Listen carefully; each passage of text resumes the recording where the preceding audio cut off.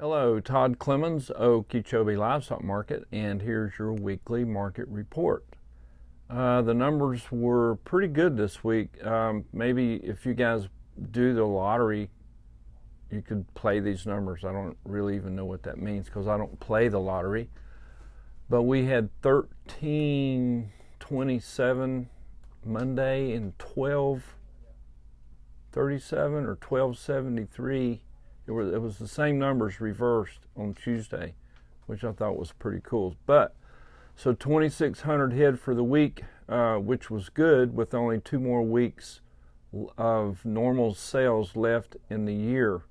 So I think people are, they're looking at their calendar. You know, we've only got a couple more weeks. We've got these late calves out there, or we've been holding these cows, and we better get out there and get that stuff on into the market before it's closed down. So just a lot of small lots, a lot of sellers, a lot of different sellers with the gooseneck load here or there, and maybe 1 or 2 head here or there. So just a lot of sellers with small lot numbers.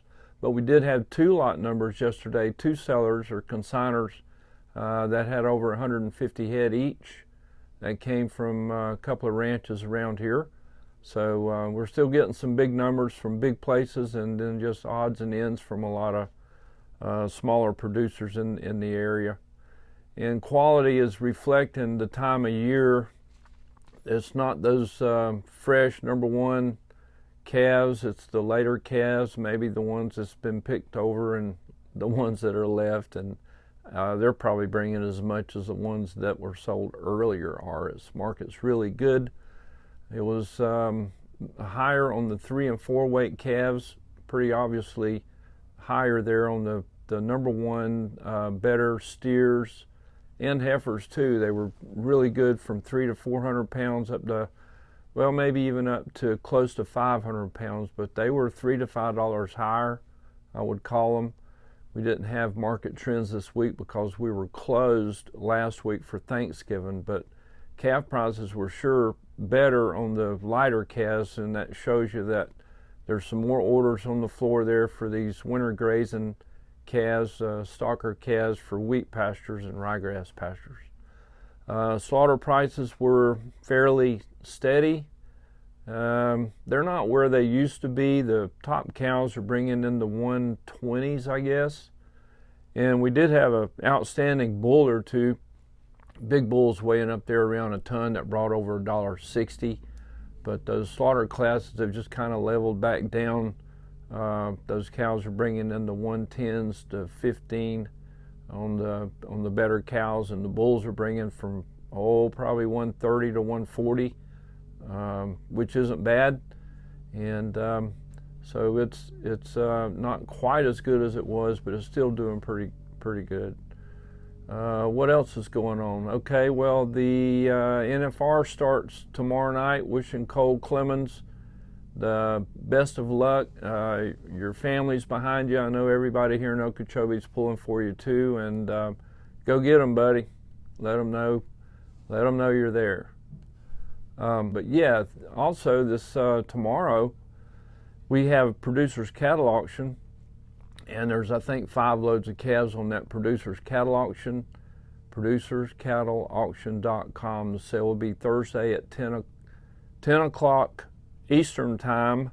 So you can tune in, go to our website, go to Producer's website, watch that sale, and it should be a barn burner. I know 4L Land and Cattle's on there, Seth Louthan's on there. Clemens Oak Creek is on there, and these calves I think have been weaned, mostly weaned and ready to go, so they should sell really good. And I think that pretty much wraps it up. There's just not a lot of new news out there. Still hear a little bit about the screwworm down there in southern Mexico. Mexican cattle are still south of the border, not allowed to cross the border at this time, which people were talking that's going to really make a big difference in these feeder calves. And yeah, feeder calves are higher, but those cattle coming across that Mexican line, they have to be held in quarantine south of the border. There's quarantine feedlots there. and they stay in those feedlots until they're tested and pretty much sure they're not carrying anything across the border. They won't let them in here, so that's good. But I'm glad to see that USDA is being proactive and trying to help keep our herds clean and safe and healthy here in the U.S. And we just don't need any of those other diseases from other countries coming in here. And you know, we've got a lot going on with Mexico and Canada, and the new tariffs that's coming into place that we think, and there's a lot of pros and cons about that and what that's going to do to our export markets. I don't know. I'd be glad to see everything made and processed right here in the U.S. if we could have it that way. So we'll see.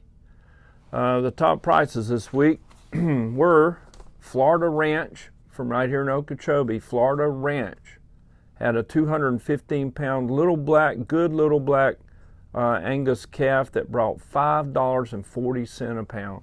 That calf was bought by Cracker Land and Cattle. And on the slaughter cow side, Zipperer Farms once again tops the cow market with a cow that weighed 1,045 pounds, and she brought $1.23. And that cow was bought by Florida Beef. That's your market report. We appreciate your business. Thank you for tuning in. Thumbs up, subscribe to our YouTube channel. We're going to tell you what we think. It may be right, it may be wrong, but it's what we think. Have a good week. See you next week.